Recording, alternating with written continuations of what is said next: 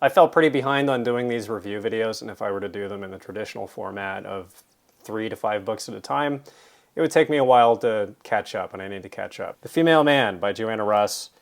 We are starting off strong. That's an S tier. It's a second wave radical feminist piece of time travel, science fiction, written in a really postmodern, difficult, and meta, self-aware, satirical, and biting style. That's a lot of adjectives for a really complicated work that I wouldn't say is exactly pleasant to read. It's technically really challenging and has pretty sharp fangs and claws, but it's really funny, is fairly profound, and as woolly as I found it to read, by the end of it I came away with the impression that it's a genuine masterpiece. It's certainly in dialogue with the politics of the time, and it's also in dialogue with the literary establishment generally, and also with the conventions of genre fiction, and she has a rather acerbic disposition towards both. And I think my favorite part of the book is when she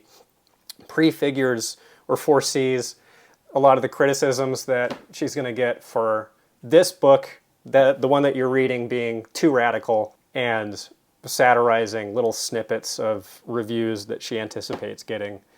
Just incredibly funny, very clever, and just as a piece of science fiction, it stands on its own 2 feet. I think it's phenomenal. She hit it out of the park. This one, however, is definitely in the park. I'm not sure it even really made it past the pitcher's mound. This is The Third Eye by T. Lobsang Rampa. Let's actually add a tier. We're making an F tier specially for old Tuesday Lobsang.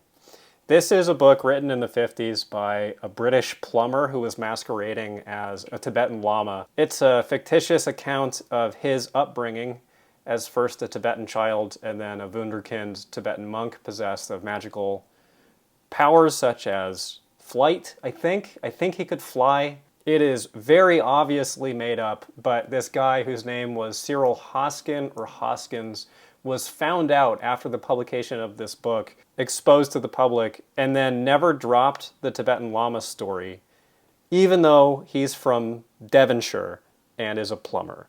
He came up with this backstory that he fell out of a tree while doing yard work, and Lobsang Rampa, the Tibetan monk, the spirit of a deceased Tibetan monk, appeared to him, and Hoskin volunteered his body to be a vessel for the eternal wisdom of this Tibetan spirit, and continued to publish books as T. Lobsang Rampa. Was a huge deal in the New Age movement, and I think still may have some adherents out there. The book sucks.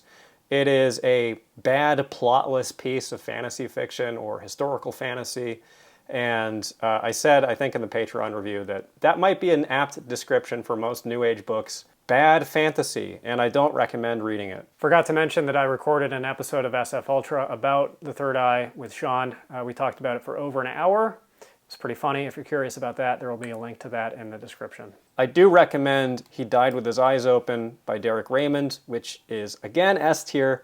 This is my favorite crime fiction that I've ever read. I haven't read that much crime fiction, so I guess take that with a grain of salt. Grim, bleak, and gorgeously written. It's about a detective who works for a police department in London called The Factory that is infamous for incidents of police brutality. The protagonist, who is not named, is assigned to the case of the murder of this man who kept audio diaries on audio tape, and the detective gets the audio tapes, and as he listens to these beautiful, almost like poetic soliloquies that this guy would record, becomes very invested in the case and meets the people who were potentially responsible for his death, and this really tragic picture of this guy's life as a well-meaning failure who was exploited by everyone around him kind of comes into focus. It's written in an interesting way where the POV switches between the detective and the testimony or the diary of this guy that was murdered, and the parts written by the guy, some of the most beautiful pieces of existentialist writing that I've ever read. Just amazing, profound, and I would say beautiful writing, which is interesting considering the subject matter. I really recommend this. Then I read Fury by Henry Kuttner, which is from the late 40s, I think 1947. When I was reading it, I assumed that it was from the 60s because it's written in a style that's reminiscent of The Star's My Destination by Alfred Bester, which is a book that I would compare it to. It was technically written both by Kuttner and C.L. Moore, his wife. Moore claims that she wrote about an eighth of it, and they were a writing team that would work on one another's material. It's about an underwater city ruled by this long-standing family dynasty, and they have a black sheep son that they disown after genetically modifying him, and he grows up to become a ne'er-do-well thief in the night, sort of a Gully Foyle type character. I don't actually like Kuttner quite as much as I like Bester. I don't find Fury quite as exciting as Star's My Destination, but I would consider it in the same breath. It reads like a high-action political thriller as much as like a science fiction book, and it's rather exciting and it works really well. The writing is great, and it was surely an influence on Star's My Destination. I just like that book a little bit better. Eric John Stark, Outlaw of Mars by Leigh Brackett, who wrote the script for Empire Strikes Back and wrote a lot of planetary romance in the style of Edgar Rice Burroughs, who I have not actually read, maybe possibly sinfully, but I've read a bit of Sword and Sorcery and planetary romance. This is my favorite example of that kind of material that I've ever read. I think it is great. It's 2 novellas. The first novella is very good. The second novella is unbelievably weird and I would say pretty edgy. It's comprised of 2 novellas, The Secret of Sinharat and People of the Talisman. People of the Talisman was written in 1964, and I know that the 60s were a little bit loosier and goosier in terms of content than the 50s were, but it's still pretty remarkable that she was able to get away with the ending, or I would say the culminating action of that novella when it was written. It reads like a Clive Barker story as much as anything. It's not high literature, it's nothing particularly profound, but she was a better writer than any of the other pulp or pulp-ish people that I've read, including Robert E. Howard, which might make some people angry, but this is my flavor of planetary romance. I think it's smart, well plotted, well constructed, it's fun to read, and it doesn't feel fun in a way that is pandering or like I have to turn my brain off to enjoy it. Change the Sky and Other Stories by Margaret St. Clair, I would also say is A material. Margaret St. Clair is an amazing writer, and she's a writer that doesn't get nearly as much attention as I think that she deserves. She crops up in anthologies every once in a while, sometimes as Idris Seabright, which was one of her pen names, and I love her. She's one of my favorite short story writers. She doesn't seem to do the thing that was really popular of the short science fiction story being a gimmick story of the big twist ending. St. Clair didn't do that, and her stories read like little teeny tiny novellas in the way that Kornbluth's short stories did as well. These are more formless and way weirder than Kornbluth. I've nutshelled her before as a strange midpoint between Ray Bradbury and Philip K. Dick, and she has this kinetic weirdo vibe that's really fun, and it is really funny. And there's not a whole lot of science fiction material that actually has made me laugh out loud. There are stories in this at multiple points that made me laugh, both because it was funny and from a place of joy that she just wrote something so completely bizarre and risk-taking and risque. She wrote material that was pretty sexually charged and sexually graphic. And I also would put her on the level of like a PKD in terms of her inventiveness of ideas and her world building. She can be sort of farcical and almost frivolous, but some of these stories are quite serious and quite dour. And I just really admire her range and her abilities as a writer. And I think that she is worth seeking out either in her collections or finding anthologies that have her stories in them, because she is set apart from the crowd. The Snail on the Slope by the Strugatsky brothers, I will also give an A. I had a great little run of books here, with the exception of Lobsang. This is the most difficult science fiction novel that I've ever read. It is the Strugatskys at their most impenetrable, and in some way their most essential. If you get a copy of it that has the afterword by Boris, and you try to read it and you get really frustrated not knowing exactly what's going on, I would say actually maybe read that afterword and then go back and read the main text, because it was such a confusing piece of literature that apparently nobody at the time really understood what it was about. And I didn't when I read it, and then I read the afterword, and it kind of clarified some stuff, but it is incredibly, incredibly bizarre. I don't think that reading Boris's background about what they actually intended the thrust of the meaning to be would really spoil that much or take much away from it. It might actually make the reading experience more pleasant to have a few clues. It is a satire of bureaucracy, governmental bureaucracy, and it is also a highly abstract piece of world building that is a bit reminiscent of Roadside Picnic, and it is a grander metaphor for something that I won't spoil. It's in the afterword if you want it. It's about a research colony studying this giant forest, and it's not clear if it's on an alien planet or if it's on Earth, if it's in the far future or the near future. There's just this colony ruled by these Byzantine layers of rules and regulations that nobody really can grapple with or understand. It's this sort of Kafka-esque mundane world on top of a cliff where there's a researcher trying to figure out his place in this system, who wants to escape it into the forest because he's curious about the forest. And simultaneously, there's a man out in the forest who crash landed on a helicopter who's trying to get back to the city, and the story switches back and forth between the two of them. And the bits in the colony or in the city are quite funny, and the bits that take place in the forest, I would even go so far as to characterize as science fiction horror. It's very bizarre. There's populations of people who are potentially natives. They live in these villages, and every once in a while these weird creatures come in to steal infants. And it just gets into some utterly bizarre and occasionally disgusting territory. Not exactly a fun read, but I really admire it. It is the hardest. It is the gold medal winner for the hardest book. The Traveler in Black, or The Compleat Traveler in Black by John Brunner, is a high fantasy about order and chaos. It is a philosophical fantasy story or series of stories. They get really repetitive and formulaic, and it's this guy who's an agent of cosmic forces named the Traveler in Black, wandering through this setting that's sort of a typical high fantasy, running into people who have certain character foibles. Weirdly, it's the same one over and over and over and over again and again. The Traveler in Black meets someone who wishes for their life to be different, words that wish in a particular way.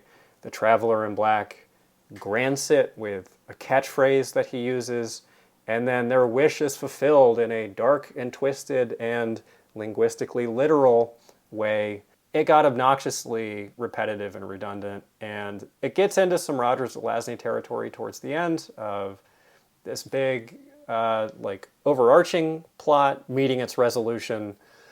But I just was underwhelmed by this. And it's not Brunner writing like Stand on Zanzibar, which of course was written in a particular way as homage to John Dos Passos, but very different writer here. This one, I don't know. I was just rather tepid on. The Garments of Caen, or Garments of Caen, is a space opera that I would say is above average. I'll give it a B. It's my first Bayley. It's about two civilizations in space who are poised on the brink of a potential war, and one of them is famous around the universe for having very fine raiments, wearing really elaborate, nice clothing. And there's this sartorialist guy, I think he may actually be called the sartorialist, who belongs to the other culture, the more familiar sort of human culture, who goes and raids a crash-landed ship from this clothing-based culture to pilfer goods to resell on the black market for a shady employer. And he sets aside for himself a particularly nice suit, and this suit has an influence over him that changes his personality, and capers ensue. I thought it was good. I would say it's definitely in the elevated pulp category. It did remind me a bit of Ian M. Banks. I think I like it more than Banks. Project Hail Mary by Andy Weir. I don't think anybody will really be shocked to hear that I hated this book. Sorry, yeah, it's joining Lobsang. Massive bestseller. A lot of people pitch it as this is the crowd pleaser to end all crowd pleasers. Grandpa, Dad, you and your kid will all love it. I guess I am not a member of that family. I really just didn't care for it. Sort of like Three Body Problem, there is a couple of ideas in there that are a little chewy, that are kind of interesting. Overall, though, the big thing that I hate is the writing style, which is epic bacon, Redditor, Marvel movie, quip-tastic, smarmy, fourth wall breaking, wink nod, ha-ha, Deadpool sort of stuff, and it's just unremitting. It never, ever lets up until suddenly the character is weeping with this outstated pathos, and there's kind of only those two modes that Weir writes in, but for the most part, it's that super smarmy writing style that I despise. I can't read it, cannot read it, can't stand it. Mileage will vary. I thought that the plot was pretty remedial. It was written at a YA level. It's YA with swearing in it. He does swears in an epic style. I don't want to beat up on it too much. I don't want to make a stink. I just hate it. Then I read The Sorrow of War by Bao Ninh, which I will give an A. This is not genre fiction. I read this in Vietnam. It's quite a famous novel. It's written from the perspective of a northern Vietnamese soldier. His reminiscences of his time before the war, during the war, and after the war, and observing how the war completely destroyed all of his relationships, destroyed his life. And it's pretty harrowing. It's, as you could imagine, pretty violent and really dark, and one of the saddest books that I've read. The most interesting thing about it, two things that are kind of interrelated.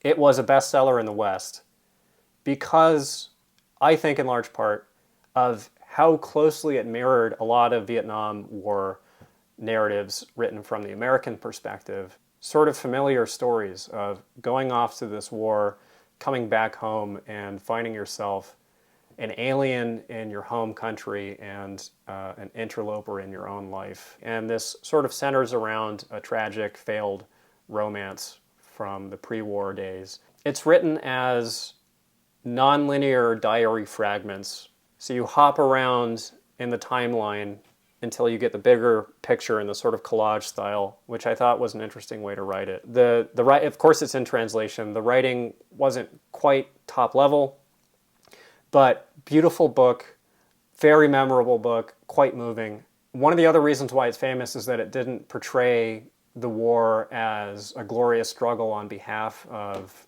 communist ideology, or it's ideologically sort of resistant or neutral or skeptical towards communism. I don't actually know how typical of an attitude that is for Vietnamese people, but that's a politics that I think has done this book favors in English-speaking markets. Then I read Return of the King by Tolkien. I'm probably going to make some people mad by putting this in B tier. I thought Return of the King was not quite as good as Two Towers. Two Towers is the best part of Lord of the Rings, which of course was originally published as one novel, and then the editors broke it up into three for the sake of making money. Lord of the Rings in aggregate, I think, is rather conservative. I consider myself among the people who look at Lord of the Rings and find it a bit bloodless, which is maybe a little ironic of a thing to say about it, considering how many orcs are slain. I just think there are certain dimensions of human experience that are conspicuously missing from it, and it does get dry from time to time, but I like it.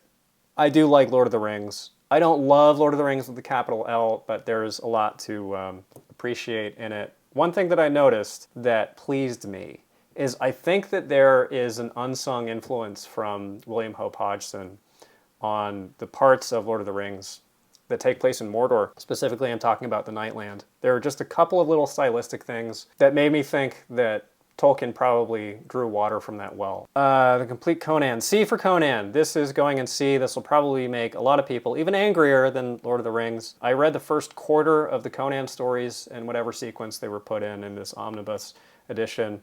Howard's writing, I think, is superior to Lovecraft, who was his big contemporary and sometimes collaborator, I think, or friend, and they had correspondence. The Conan stories are different than the movies, although in some senses they're quite similar. I have two little pieces of criticism, I guess you could say. The big one is that, as many, many other people have pointed out, Howard had an unhealthy fascination, we'll call it, with black people. Being as generous as possible, probably being too generous, there is a conspicuous racial element to almost every story that I read. I think that it is safe and fair to say that his treatment of black people was racist.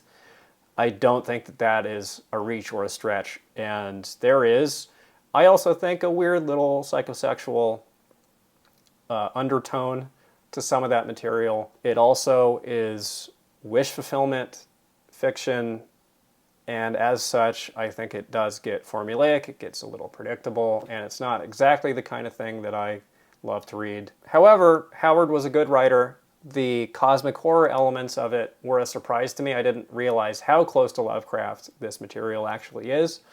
Those bits I really loved. There's a couple stories in there that I thought were really pretty profoundly good. Tower of the Elephant is one of the most famous, and that was a standout to me. I thought that that was great. When Howard is great, he's great. When Howard is not great, he's really not great. And it's a pretty mixed bag. I'm not sure that it's exactly my thing. The racism and the weird kind of Nietzschean preening and posturing put a big distance between me and the material a lot of the time. Then I read Lilith by George MacDonald, which is an interesting piece of pre-Tolkien fantasy that I would also characterize as Christian allegory or Christian fiction. I think it had a big influence on C.S. Lewis.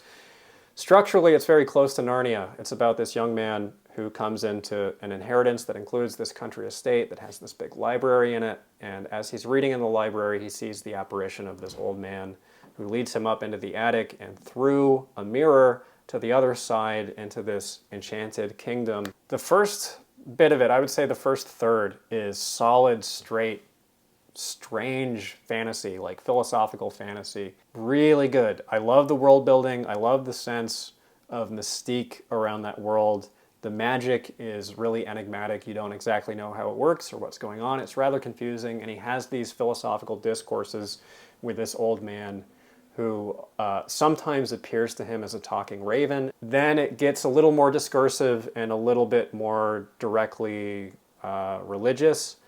Those parts didn't grab me quite as much. I had sort of mixed feelings about it. It's definitely a unique piece of fiction. It's like hyper Narnia. It's hyper C.S. Lewis. Gypsy by Carter Scholz. Carter Scholz is a new waver who is not quite as well known as a lot of the other new wavers that he was contemporary with. I tried reading a book that he co-wrote called Palimpsests. That was his first, proper novel. He mostly wrote short fiction. I didn't like that one so much, I DNF'd it, but Gypsy is great. This was published in 2015, and this is the best Peter Watts book that Peter Watts never wrote. It's a hard science, left-leaning novella about a colony mission to Alpha Centauri after ecological catastrophe is about to make Earth uninhabitable, and Earth is lorded over by these capitalist plutocrats who have to be wrangled, finangled, and cajoled into helping with this project that's a secret project to build this colony ship. At various points in the journey, the crew members are awoken by the ship computer to do diagnostics and make sure there are no problems, or are awoken when there are problems. And so you get this episodic structure of the POVs of each of these crew members dealing with issues as they come up, and it is fairly bleak, fairly hopeless, and really funny in parts, and pretty crunchy hard science fiction. This is a top 5 hard SF book for me. If you like Kim Stanley Robinson, I think that you'll like this. If you like Peter Watts, I think that you'll like this. It's kind of a marriage of the two, and it's short. Then we have an actual Peter Watts book. This is The Freeze Frame Revolution, which is a novella. There's also some short stories that precede and follow this narrative, although not in publication order. The novel was last. I read all of it. I thought it was a mixed bag. Blind Sight, still one of my favorite books ever, and Peter Watts' writing style really serves that material quite well. Here, I think it was every once in a while kind of a stumbling block. I compare it to like a Van Vogt story. It's like a modern sort of pulp space opera or hard SF thing. There's this spaceship that's run by an AI called the Chimp. There's a human crew of, I think, 3,000 people who are kept in cryosleep, and there are crews picked seemingly at random by the AI to wake up at various times to coordinate the construction of warp gates in space. This ship was launched from Earth with the stated intended goal of being in space forever to seed these warp gates over a period of millions and millions of years. And some of these crew have questions about the AI and its intentions towards them, and start to stage a coup against it. And how do you do that when you don't know the other crew members and you're only awake for brief periods of time? You can't communicate with them, and the Chimp is all-seeing and also can put you back to sleep whenever it wants. It was fine. It was, typical of Peter Watts, really hard SF. And unlike the Carter Scholz book, it's sort of hard SF for the sake of hard SF, which is a lot of hard SF. And I'm not nearly as interested in that stuff as how Scholz handles it, which is sort of hard SF placed in a broader, I don't know what you want to call it, like social or political context. So the science is freighted with this sort of grander sociological significance. Amerika by Kafka is his first novel, and it was never finished. It was interrupted so he could write The Metamorphosis, and then he would come back to it periodically.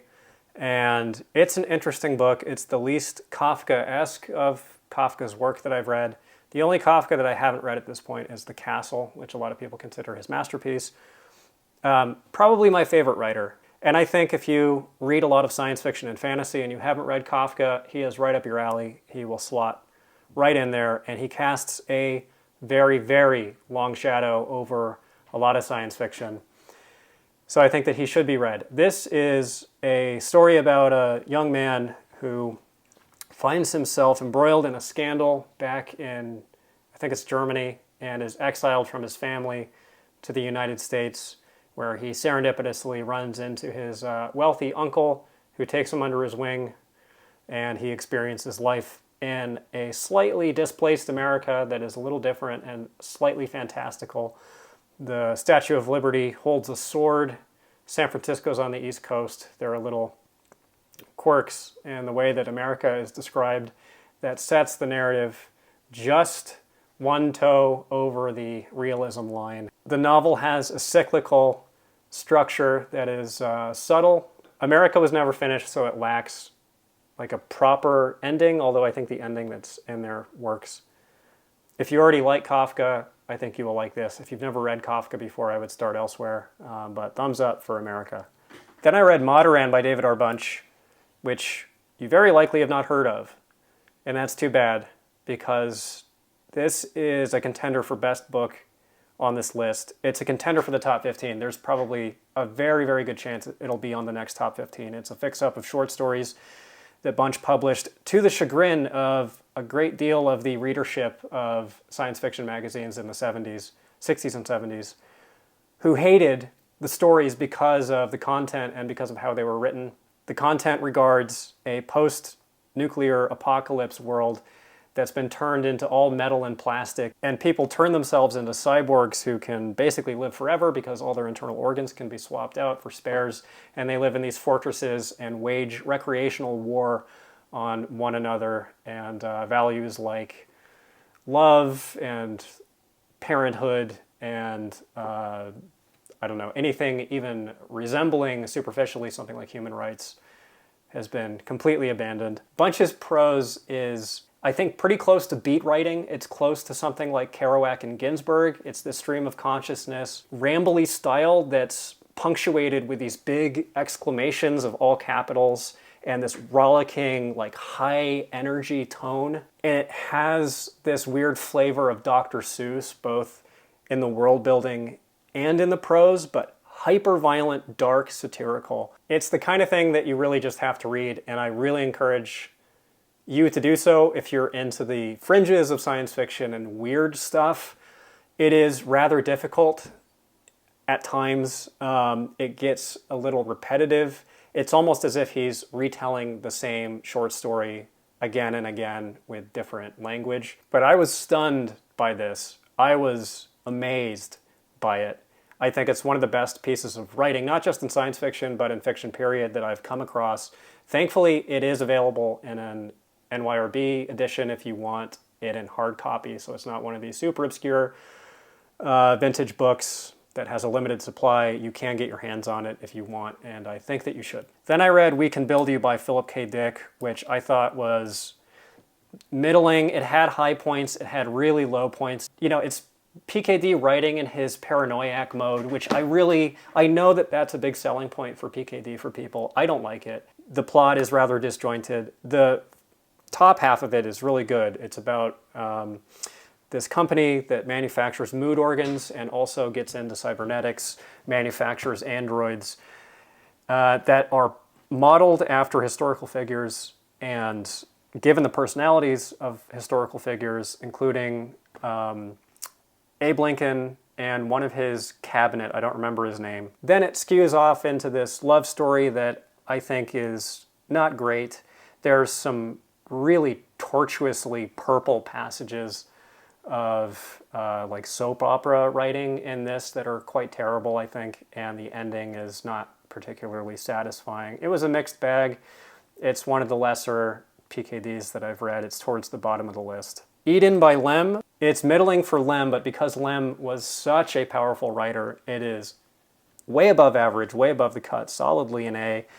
I would give it an S if it was more like constructively plotted. It was really meandering. He didn't write it with an ending in mind, and you can kind of tell. It's about 5 scientists who crash land on an alien world and run into the local flora and fauna, and also run into a rather profound moral quandary that I cannot describe because it will spoil part of the book. It is like The Invincible. It's a little bit like Solaris, and it is Lem treating very familiar Lem subject matter, like the impossibility of true first contact and the impossibility of proper cultural understanding between us and aliens. I think I like it better than The Invincible. I definitely don't like it as much as I like Solaris. It's another one that feels kind of like a Golden Age story, but trussed up with much better prose and much more intelligence. And then we end on Midworld by Alan Dean Foster, which is an important book for me. It's one of the books that really got me into science fiction, and it made it actually into the top 15, the original top 15 video 2 or 3 years back as number 15. I reread it for the first time in a long time, and it just wasn't there for me in the same way as it was. I don't think I had read it for quite a while before I included it on that list. I was running off of memory, and reality does not live up to my memory, unfortunately. It is pretty hacked off of Hot House by Aldous, and it is a lesser book. There are bits of world building and there's bits of action in here that do work, but for the most part it's long and arduous and ponderous, and it takes itself just a touch too seriously in parts. The characters are pretty obnoxious, and that's pretty much without exception. The plot is predictable. I gave Midworld a perfect 5 out of 10, which is a distinction in and of itself because that's hard to achieve. I like the perfect 5 game. You have to name something that's a perfect 5 out of 10. Can't be good enough to be a 6, can't be bad enough to be a 4. This is a perfect 5. It felt worse than a 5 because of my sentimental attachment to it and because it was trespassing upon some rather precious nostalgia. I wouldn't necessarily recommend it, I don't think, which hurts to say, having changed my mind about it, but there it is, perfect 5. And if you want to see reviews in more detail for any of these, they're all on my Patreon. It's $5. You get the whole back catalog of reviews. Most of my reviews are 10 to 25 minutes long per book, and I record them right after I finish the book and do some background research so my thoughts are more fresh. Link is in the description. Otherwise, the S tiers are required reading, and the A's are all great. as well. Thanks for watching, and I'll see you next time.